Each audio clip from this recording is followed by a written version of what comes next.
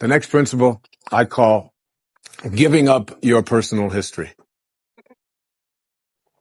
And I learned it from a man named Carlos Castaneda, who once said that one day, he said, I finally realized that I no longer needed a personal history. And just like drinking, he said, I gave it up. And that, and only that, has made all the difference in the world.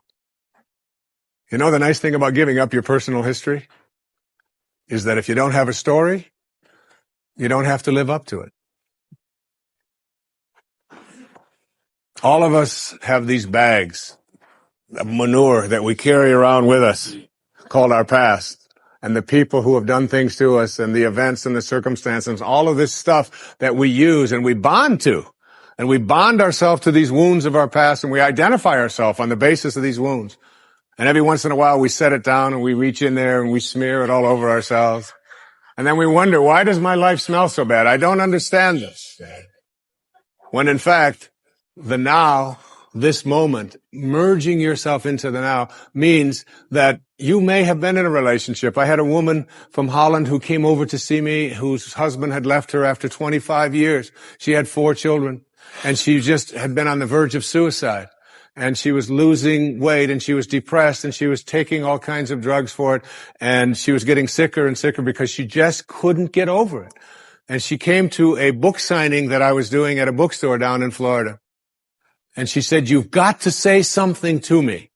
You've got to say something to me that will help me to get over this.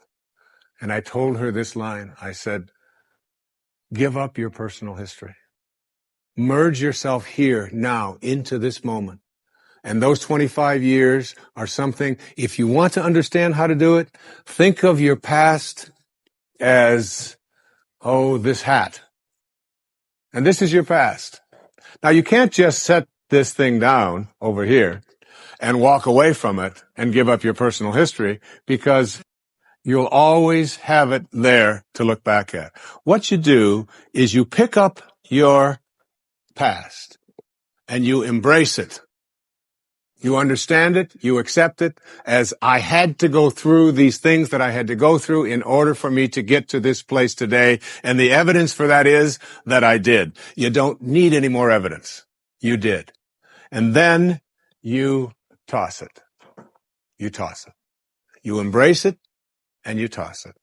And you merge into the now by giving up your attachment. And some of you have heard me use the metaphor of the wake.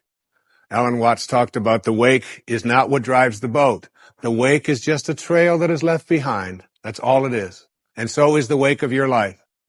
And the wake doesn't make the boat go, and neither does the wake of your life, the reason why your life is going in the direction that it is. The wake is a trail that is left behind, and it's an illusion to believe that it is the cause of your suffering or your struggles or your difficulty. Give it up. Let it go. Embrace it, understand it, get help doing that if you must, and then move into the now. The next principle I call,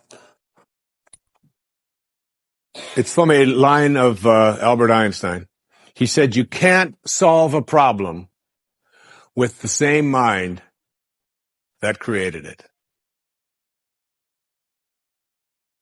In order to work at solving these things called problems in your life, you have to change your mind. It is your mind where they live. It is your mind that created them. There is where you experience them. They're all illusions. You must change your mind. Literally rewrite your agreement with reality. One of the things I had said earlier is that one of the most difficult things to do in the world is to admit that you were wrong. Admitting that you were wrong is nothing more than saying, I have been making choices with my mind that have created things in my life that are not working. And I no longer intend to continue making those choices. I was wrong. You don't have to make a declaration of it. You don't have to go out and feel guilty about it. You just simply say, it didn't work. The relationship that I was in before, I behaved in these ways. I didn't realize that it wasn't working for me. Now I do, and this is where I choose to be now.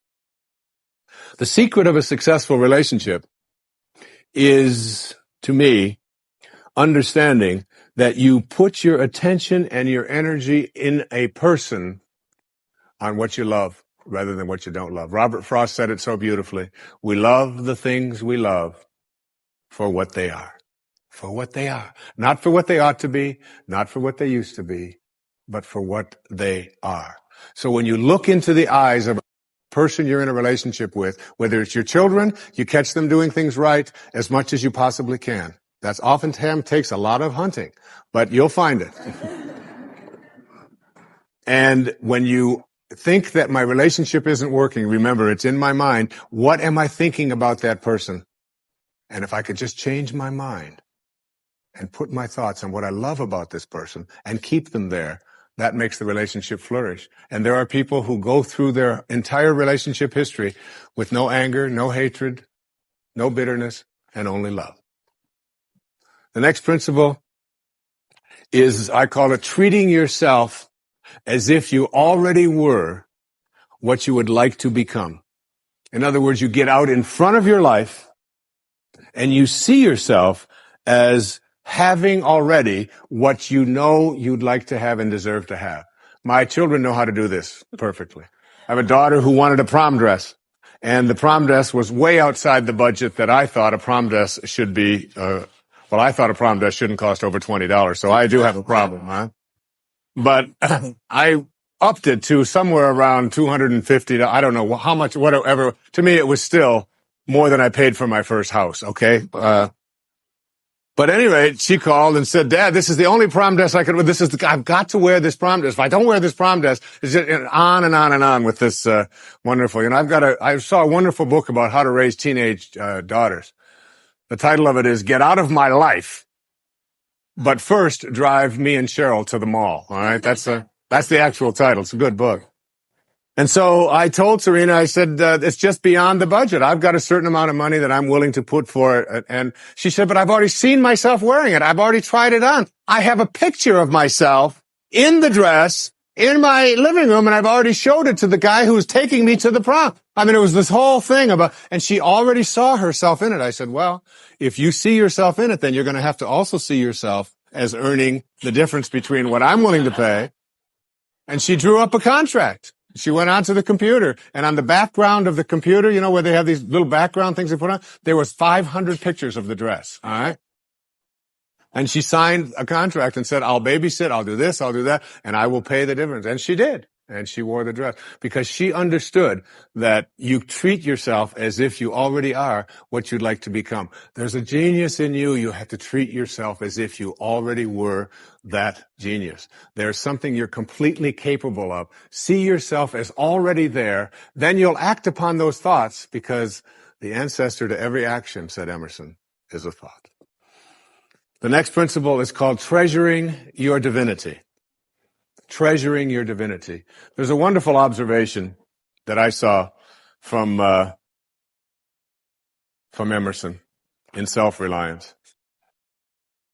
It's about trusting your divinity, knowing that you are connected to your source, knowing that you are a divine creation and that there are no accidents.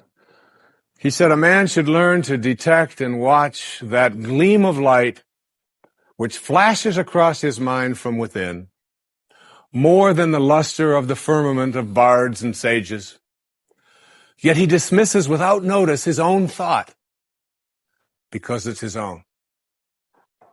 In every work of genius, we recognize our own rejected thoughts. They come back to us with a certain alienated majesty. We often reject our thoughts, and we see the things that we think of as grand and as genius, and we reject them because they're our own. Treasuring our divinity instead of being terrified of it. Knowing that I am always connected to my source. There is no way that I cannot, because it is in you, and I am in you, and you are in me, and you can never be separated from it. There is no place that this source is not. It grows everybody's fingernails. It beats everybody's hearts. It digests everybody's foods. It opens all the flowers. And you're always connected to it. And finally, the last principle I call wisdom is avoiding all thoughts which weaken you. You know, every thought has an energy, just like everything else in the universe. And if you have a thought of shame, it will weaken your muscles. And what is your heart but a muscle? If you raise a child who believe in shame and feel ashamed of themselves, every time they think that shameful thought, they will be weakened. And if you have a thought of fear, and if you have a thought of stress, and you have a thought of anguish and anxiety, all of these thoughts and many more are the thoughts that will always weaken you. When you are having a thought that you know is disempowering you, shift it. Shift it to one that is empowering rather than disempowering. And the thoughts that empower are thoughts of neutrality and willingness and love, and ultimately thoughts of divinity. And when you see a troubled person who is out there struggling at the highest level of unity consciousness or God consciousness or spiritual consciousness, you recognize yourself in all that you see. There, but for the grace of God, go I. And I am connected to that person. Changing your thoughts. I appeared on the Tonight Show many years ago, several times, quite a few times. And I remember coming home from the Tonight Show, and I was walking along the beach, and they had taped the show the night before, and I was out for a walk, and a woman who lived in the Northeast stopped me, and she said, "Didn't I see you last night on the, how could you be here?" I said, "Well, I flew the red eye, and I was walking along." And she said, "You know, we're moving down here." She said, "What are the people like here? What's it like?" And I said to her, I said, "Well, what are they like where you live?" She said, "Well," she said, I live in a very big city." And she said, "They're very pushy. And people are not very kind. And they don't have time for you. And," she said, "It's really not very pleasant." She said, "That's one of the reasons I'm leaving there." I said, "Well, that's pretty much what you're going to find here. That's basically what the people are like here." On the way back on the same day, someone else who had seen me the night before on the Tonight Show, who had lived in the Midwest, stopped me and asked me almost the same question. She said, "You live here?" I said, "Yes." She said, "Well, my husband and I are moving here and we're looking for a school." She said, "What are the people like here? What's it like here?" I said, "What are they like in Chicago where you live?" She said, "Oh," she said, "it's the Midwest." She said, "People are very friendly. They're open. They open their homes to you. They're very loving. They're very kind." She said, "It's a wonderful place." She said, "I love that. I'm going to really miss that." I said, "That's pretty much what you're going to find here." It's what you expect. It's what you think about that expands. It's what Emerson taught us. The ancestor to every action is a thought. Change your thoughts, and you change your world. Change your expectations, and you change around what you begin to manifest and see showing up in your life.